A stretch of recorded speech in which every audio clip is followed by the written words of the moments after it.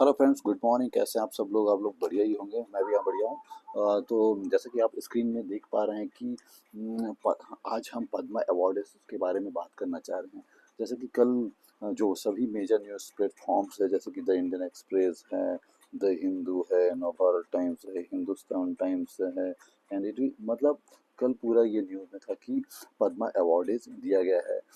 जैसे कि आप सबको पता है, अलका याग्निक जी जो बेहतरीन सिंगर हैं, उनको पद्मा अवार्ड अवार्ड दिया गया है। और हमारे क्रिकेट में हिटमैन हैं रोहित शर्मा, उनको दिया गया है। आर माधवन जी, आप यहाँ पे देख सकते हैं कि आर माधवन को ये दिया गया, मतलब ऐसे रिनाउंड पर्सन को दिया गया है जो अपने अपने फील्ड में महारत रखते हैं। ऐसे जो नगीने बोल सकते हैं भारत के लिए, जिनका इम्पैक्ट भारत के लिए बहुत मायने रखता है, जिन्होंने सामाजिक सरोकार के लिए, समाज सेवा के लिए, स्पोर्ट्स में, साइंस में उन्होंने अपना बेस्ट एफर्ट दिया है, जिससे भारत को एक नई पहचान मिलती है। तो ऐसे लोगों को पद्मा अवार्ड्स दिया गया है। तो आज जानते हैं पद्मा अवार्ड्स के बारे में। तो जैसा कि आपको पता है कि पद्मा अवार्ड्स, पद्मा जो अवार्ड्स होते हैं उनको 1954 है उसमें कंस्टिट्यूट किया गया था। क्यों किया गया था? ताकि हम ऐसे नगीने को, ऐसे लोगों को जो हमारे समाज के बीच में रहते हैं, जिनका इम्पैक्ट, जिनका जो काम है वो सामाजिक सरोकार से संबंधित हो, जो एक ऐसा एक्सेप्शनल वर्क हो जो समाज को आगे ले जाता हो, ऐसे लोगों को हम आइडेंटिफाई आइडेंटिफाई करते हैं और ऐसे लोगों को सम्मानित करते हैं कि हाँ, आपका काम बहुत अच्छा है। आपके इस काम से भारत को एक नई पहचान मिली है। आपने सामाजिक क्षेत्र में, साइंस के क्षेत्र में, आपने स्पोर्ट्स के क्षेत्र में अच्छा योगदान दिया, इसके लिए हम आपको सम्मानित करते हैं। ऐसा करके ये अवार्ड दिया जाता है। जैसा कि आप जानते ही हैं, पद्मा अवार्ड, जो पद्मा अवार्ड्स होते हैं वो 3 टाइप के होते हैं। वो पहला क्या होता है भैया? पद्मा, पद्मश्री। और दूसरा होता है पद्म भूषण। और तीसरा होता है पद्म विभूषण। तो सबको देने का टाइम है। यदि किसी पर्सन को पद्म इनको ए पर्सन को इसको पद्मश्री मिलता है, तो कम से कम ये 5 5 इयर्स ये होना रहता है। गवर्नमेंट ऑफ इंडिया इसको डिसाइड करती है, एकदम कोई ये पत्थर की लकीर की 5 ईयर ही होना चाहिए। वो गवर्नमेंट चाहे तो पहले भी कर सकती है, या कोई रूल्स रेगुलेशन रहती है उसके हिसाब से वो डिसाइड करती है कि उनको कितने ईयर का गैप होना चाहिए। मतलब किसी एक लोअर कैटेगरी बोल सकते हैं, मतलब एक हायरार्की है। पद्मश्री, फिर पद्म विभूषण, फिर टॉप में है पद्म विभूषण, और भारत रत्न तो सबसे टॉप में है, जिम ऑफ इंडिया। तो ये है। तो अनाउंसमेंट के बारे में जान लेते हैं कि ये जो अब अभी आप देख रहे हैं कि ये सभी जो पर्सन है उनको यदि दिया जा रहा है, तो इनका अनाउंसमेंट कब हुआ था? तो जैसा कि आपको पता होगा, जो 25 जनवरी होता है, मतलब इसको बोल सकते हैं ईव ऑफ रिपब्लिक। मतलब रिपब्लिक डे के जस्ट एक दिन पहले, उसकी पूर्व संध्या पर, मतलब रिपब्लिक डे के पूर्व संध्या पर इसका अनाउंसमेंट किया जाता है कि हाँ, ये जो ये पर्सन है उनको पद्मा अवार्ड्स दिए जाएंगे कैटेगरी में, कि पद्मश्री इसको मिलेगा, पद्मा भूषण मिलेगा, पद्मा विभूषण इनको मिलेगा करके। और ये हर साल दिया जाता है, हर साल दिया, ईच ईयर। नंबर वैरी कर सकते हैं। जनरली गवर्नमेंट के रूल्स हैं कि 120 पर्सन है उनको दिया जा सकता है, लेकिन इसमें एक्सक्लूड किया गया। किनको एक्सक्लूड किया गया? एनआरआई, ओसीआई कार्ड होल्डर हैं उनको, pi of person of Indian origin, जो इंडियन ओरिजिन पर्सन है जो फॉरेन में रहते हैं उनको, या फिर जो फॉरेनर्स होते हैं जिनके काम एक्सेप्शनल होते हैं in the context of Indian society, जो भारत में आके एक्सेप्शनल काम करते हैं, लेकिन भले ही वो फॉरेनर हैं, लेकिन उनका योगदान भारत के समाज के लिए, भारत के भारत के लिए अमूल्य होता है, उनको भी गवर्नमेंट ऑफ इंडिया सम्मानित करती है। और इसके लिए कोई भी आदमी एप्लीकेशन कर सकता है। यदि कि पर्सन ए अच्छा काम कर रहा है, लेकिन उनके काम वो डिजिटल युग से उतना अवेयर नहीं है। कई लोग होते हैं ना जो बहुत रिमोट एरिया में रहते हैं, उनके काम बहुत एक्सेप्शनल होते हैं। जैसे बुधरी ताती छत्तीसगढ़ में, उनके काम बहुत एक्सेप्शनल है। सोशल वर्क फील्ड में वो बहुत काम कर रही हैं बस्तर इलाके में। लेकिन वो उनको ये डिजिटल जो थिंग्स है उनके बारे में उतना पता नहीं है, लेकिन उनके बिहाफ में या तो स्टेट गवर्नमेंट या फिर आम पब्लिक उनको नॉमिनेट कर सकती है कि हाँ भाई ये पर्सन का जो वर्क है वो सोशल वर्क बहुत मायने रखता है, तो उनको पब्लिक नॉमिनेट कर सकती है। तो तो इसके लिए क्राइटेरिया क्या होता है कि सोशल क्राइटेरिया एक्सेप्शनल जो वर्क होते हैं उनके काम इम्पैक्ट डालने वाला होना चाहिए सोसाइटी में। और इनको किस किस फील्ड फील्ड में जनरली दिया जाता है, फील्ड में दिया जाता है स्पोर्ट्स में। जैसे हिटमैन रोहित शर्मा का उदाहरण ले सकते हैं। और लेते हैं सोशल वर्क या एक्सेप्शनल वर्क बोल सकते हैं, उसमें अलका याग्निक जी को अपन डाल सकते हैं।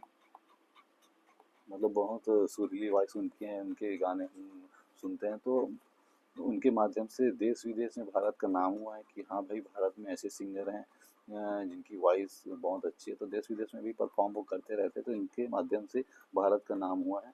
और आर माधवन जी जैसे थ्री इडियट में जिन्होंने काम करके वो किया है। हालांकि थ्री इडियट केवल पिक्चर के माध्यम से नहीं, मतलब सोशल सर्विस में उनका इम्पैक्ट देखा जाता है कि उनका काम कैसे भारत के समाज को वो करता है। सिलेक्शन कमेटी के बारे में बात कर लेते हैं। सिलेक्शन, तो इसमें जो कैबिनेट सेक्रेटरी होते हैं, जो भारत के टॉप ब्यूरोक्रेट्स होते हैं, जो भारत के टॉप ब्यूरोक्रेट होते हैं वो इसके हेड होते हैं। किसके? Padma awards, Padma awards committee के ये हेड होते हैं। इनकी ही देख रेख में सब नॉमिनेशन के स्क्रूटनी किया जाता है। फिर फाइनल करने के लिए जो रिकमेंडेशन है उसको सॉर्ट आउट करके फिर फाइनल के लिए पॉलिटिकल क्लियरेंस के लिए इसको भेजा जाता है, जिसमें प्रधानमंत्री जी सबसे सुप्रीम होते हैं। वो डिसाइड करते हैं कि हाँ किनका काम इम्पैक्टफुल है और किनको पद्मा अवार्ड्स दिया जाना चाहिए। तो इसके लिए और जान लेते हैं कि इसमें कोई पैसा इन्वॉल्व नहीं है, तो नो कैश, इसमें कोई कैश नहीं मिलता। तो मिलता क्या है इसमें? मिलता है एक सर्टिफिकेट मिलेगा आपको, एक सर्टिफिकेट मिलेगा जिसमें लिखा गया जाएगा कि मतलब भारत के राष्ट्रपति महोदय की ओर से इसको दिया जाता है कि मैं स्वयं से, जैसे माननीय द्रौपदी मुर्मू जी अभी भारत के राष्ट्रपति, तो उसमें रहेगा कि मैं द्रौपदी मुर्मू इस पर्सन को पद्मा अवार्ड्स उनके एक्सेप्शनल काम के लिए प्रदान करती हूँ, ऐसा लिखा रहता है। एक सर्टिफिकेट जो आपने देखा ही होगा, जैसा कि अभी देख लेते हैं।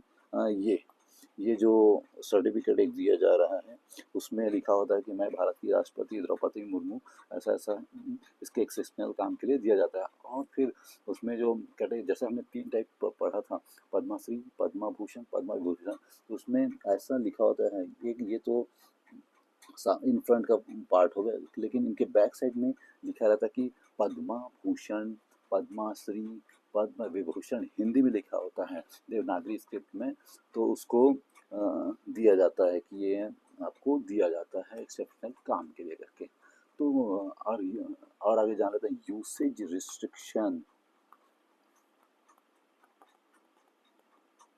इसको गवर्नमेंट ऑफ इंडिया का रूल कहता है कि इसको अपने नाम के पहले या नाम के बाद में, यानी सफिक्स और प्रीफिक्स में आप यूज नहीं कर सकते। जैसा कि हम जानते हैं कि जो कॉन्स्टिट्यूशन है, कॉन्स्टिट्यूशन के आर्टिकल 14 में क्या बोलते हैं? Equal before law. Equal before law यानी विधि के समक्ष समानता, न्याय के समक्ष समानता। मतलब ये हम सब बराबर हैं। मतलब भारत का जो 150 करोड़ आदमी हैं वो सब बराबर हैं। यदि इसको इसको मतलब भारत रत्न हो गया या पद्मा अवार्ड्स हो गया, यदि इसको एज अ टाइटल यूज करने लगे तो फिर रिस्ट्रिक्शन हो जाए ना, कि मतलब ए पर्सन जो रिमोट एरिया में जो पद्मा अवार्ड से भारत रत्न से अवार्ड नहीं किया गया है, लेकिन वही बी पर्सन है उनको अवार्ड दिया गया है, तो दोनों के बीच में डिस्टिंक्शन हो जाएगा यदि एज अ टाइटल उसको यूज किया जाएगा तो इसलिए भारत के संविधान जो पार्ट 3 में फंडामेंटल राइट है, फंडामेंटल राइट्स है, उसके बीच में आर्टिकल 14 में कहता है कि इक्वल बिफोर लॉ, हालांकि इसके एक्सेप्शनल है लेकिन वो केवल प्रेसिडेंट और गवर्नर के लिए एक्सेप्शनल है, नॉट फॉर कॉमन पर्सन। तो इसी में ही आगे हम जब जाते हैं फंडामेंटल राइट्स के पार्ट में, तो राइट टू इक्वलिटी में, तो एक आर्टिकल आता है 18 जो टाइटल को यूज करने के प्रोहिबिट करता है। तो टाइटल क्या होते थे, जैसे कि आप जानते हैं कि भारत पहले अंग्रेजों के अधीन था, तो अंग्रेज जो अपने प्रिंसली जो प्रिंस होते थे अपने एरिया के, उसको टाइटल दे देते थे कि हाँ भाई आप, आपको राजा की उपाधि दे देती थी, राय दुर्लभ की टाइटल देते हैं, राजा साहब की उपाधि दे, या मतलब कोई भी ऐसा टाइटल जिनको हेरिडेटरी ये लोग यूज करते थे, तो वहां पे क्लियरली डिस्टिंक्शन हो जाता था कि ये आप एक कॉमन पर्सन हैं, उससे ऊपर हैं, ये आपसे नीचे हैं और आप ऊपर हैं। तो यहाँ पे सोसाइटी में क्लियरली डिस्टिंक्शन हो जाता है कि ऐसा है। तो ये जो आर्टिकल 18 है वो टाइटल को प्रोहिबिट करता है, लेकिन जो एकेडमिक अवार्ड्स होते हैं, एकेडमिक अवार्ड जैसे कि सेना जो हमारे सोल्जर होते हैं उनको रैंक मिलता है कि सूबेदार, तो ये कोई टाइटल नहीं, ये तो सेना का एक रैंक है भाई, उसको तो यूज़ करेंगे ही। ऐसे हम जानेंगे कैसे कि लेफ्टिनेंट कर्नल होते हैं, एयर चीफ मार्शल होते हैं, तो ऐसे ये कोई टाइटल नहीं, ये केवल रैंक है और इसको नाम के प्रीफिक्स सफिक्स में यूज़ कर सकते हैं, इसमें कोई वो दिक्कत नहीं है। तो ये हुई बात। और जानते कि प्रेजेंटिंग अथॉरिटी, जाहिर सी बात है हमारे जो ब्यूरोक्रेसी है इसमें इन्वॉल्व है, जो, जो प्रधानमंत्री है वो इसके नाम को जब सहमति देता है कि इनको इनको पद्मा अवार्ड्स दिया जा सकता है, तो फिर उसमें गवर्नमेंट ऑफ इंडिया इन्वॉल्व होती है, तो इसको गवर्नमेंट देती है।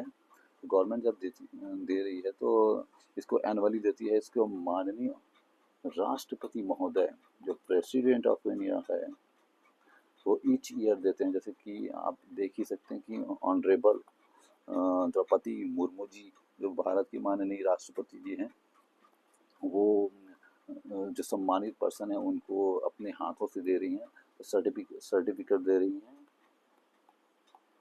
और ये जो अवार्ड्स हैं उनको दे रही हैं, जिसमें पद्मश्री, पद्म भूषण, पद्म विभूषण लिखा रहता है, और इसको प्रेसिडेंट हाउस में कंडक्ट किया जाता है। इससे पहले सभी लोग आते हैं, राष्ट्रपति जी आती हैं, फिर सबका नाम बारी बारी से अनाउंस करके उनको सम्मानित किया जाता है उनके एक्सेप्शनल वर्क के लिए। तो आज आपने जाना कि जो पद्मा अवार्ड्स हैं वो उनके क्या सिग्निफिकेंस हैं, उनको कैसे दिया जाता है, उनके क्राइटेरिया क्या हैं, उसमें उसको नॉमिनेशन के क्या प्रोसेस है, तो थोड़ा इसमें डिटेल हमने जाना। हालांकि डिटेल्स में और बहुत जा सकते हैं, हालांकि ये हर साल दिया जाता है, लेकिन कुछ एक्सेप्शनल है कि कुछ साल में इसको दिया नहीं गया था, जैसे कि 1978 या ऐसा कुछ का समय था जिस समय इनको नहीं दिया गया, लेकिन आजकल इसको हर साल देने लग रहे हैं। क्योंकि हमारे जो भारत की जो अनसंग हीरो हैं, कई लोग हैं जो गुमनामी में हैं, तो उनको उनकी मेहनत के लिए, उनके सोशल सेक्टर में कंट्रीब्यूशन के लिए उनको अवार्ड दिया जाता है। तो मैं जो जितने भी पद्मा अवार्ड से सम्मानित किए गए हैं मैं उनको सबको बधाई देता हूँ कि आपके काम के लिए हम आपके शुक्रगुजार हैं कि आपका ये एफर्ट भारत के सोसाइटी के लिए, भारत के लिए एक अच्छा प्रयास है। आप अपना एफर्ट जारी रखिए और हमारे नए जेम्स हर साल आते रहेंगे, नए साल नए नए हीरोज़ आते रहेंगे। तो पद्मा अवार्ड्स की इस कड़ी में हम इतना ही जानते हैं। फिर मिलेंगे नए नॉलेज के साथ, नई कड़ी के साथ। तब तक जुड़े रहिए। टिल देन, जय हिंद, जय भारत।